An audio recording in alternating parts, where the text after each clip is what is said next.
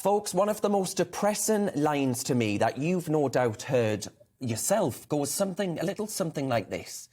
They say, oh, you cannot say that now, or oh, you couldn't air that today, or I just keep me mouth shut these days, it's safer that way.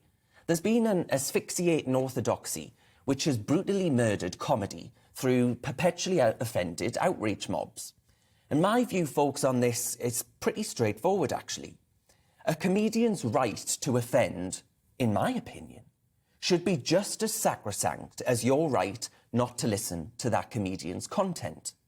However, you don't have a right to argue that your feelings about a joke or a comedian mean that that comedian ought to lose their income, their career, and their platform. To that, I say, folks, get over yourself. In Russia, there was a television drama featuring Vladimir Zelensky, an actor before he became Ukraine's president. This drama was reportedly pulled from telly because of a gag about President Putin. Now, I tell you what, folks, the prospect of war with Russia is actually more amusing to me than the BBC's modern-day attempt at comedy. If you've inflicted upon yourself, have I got news for you, or mock the week at some point over the last decade, you'll have no doubt endured a constant attrition of gags on Brexit, on Boris, or something about how awful the Daily Mail and its readers are. It's a platform now for sneering and scorn directed at we stupid people. Now, you might be thinking, how Grimesy, this show's called Real Britain. Why are you telling us about censorship in Russia and tales of President Putin having an ego that's about as fragile as a bloke with man flu? And it's because, folks, I fear that the levels of censorship are moving towards a more Russian model than we actually care to admit. You hear it in the comedy of Frankie Boyle, right, who made his name in telling sick jokes that caused shock and offence.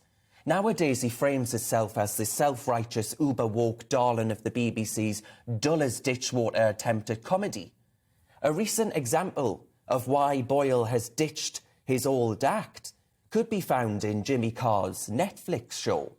It was actually the most streamed UK stand-up special last year, with 1.7 million views in the 6 days after its release on Christmas Day.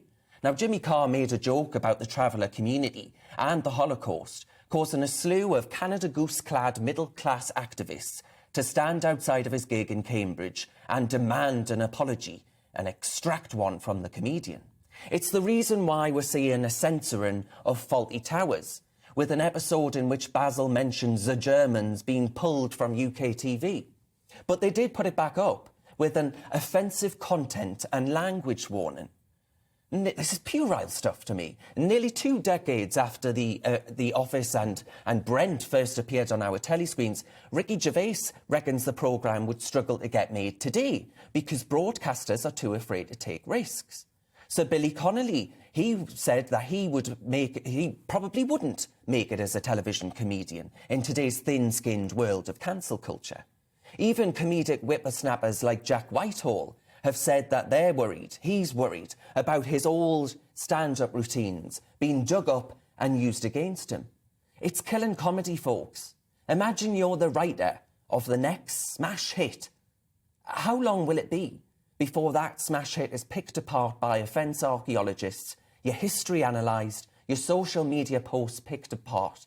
This is all incredibly serious to me, because it doesn't just impact comedians.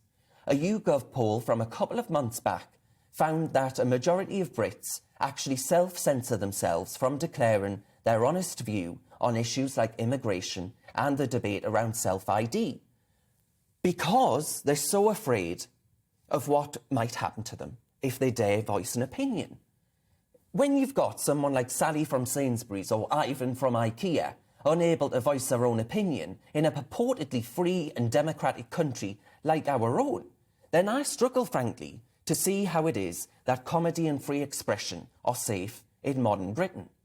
Am I wrong, though, folks? Am I just being a miserable old boot, old before me time? Or is this something we should be genuinely concerned about and push back against in our culture? Or is it simply the changing of tastes and the passing of time?